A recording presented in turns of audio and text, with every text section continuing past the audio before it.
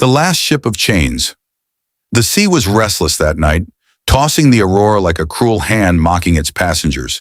Below deck, the air was thick with the stench of fear, sweat, and despair. Men, women, and children, shackled in pairs, huddled together in darkness, their cries muffled by wooden planks and the relentless waves above.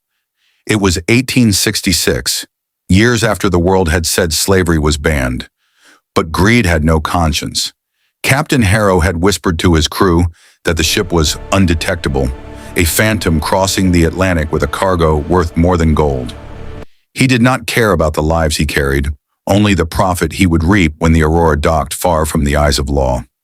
A boy named Kofi pressed his small face against the iron bars of his chains.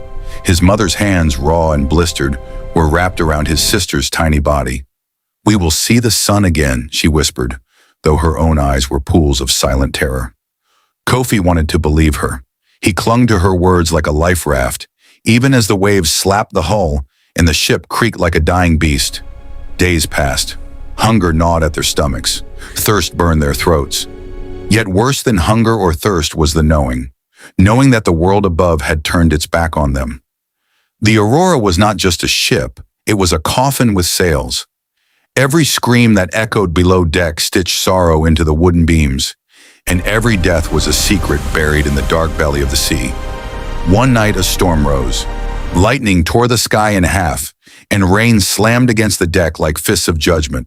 The crew panicked, shouting orders, trying to control a force they could not command.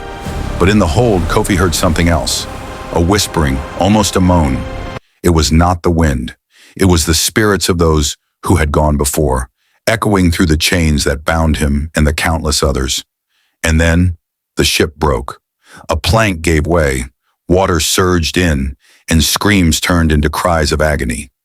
Kofi clung to his mother, the chains cutting into their skin as they were tossed against the wooden floor.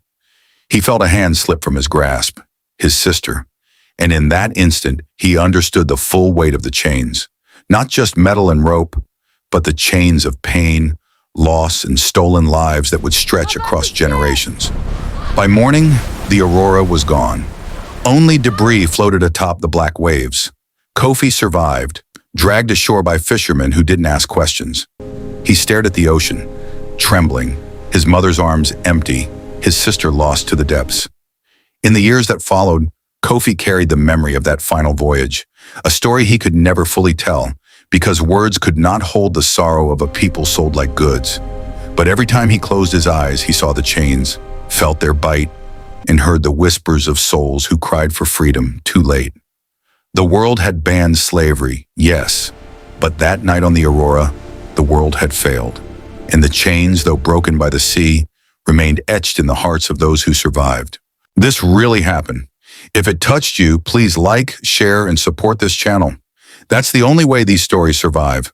Follow for more real history.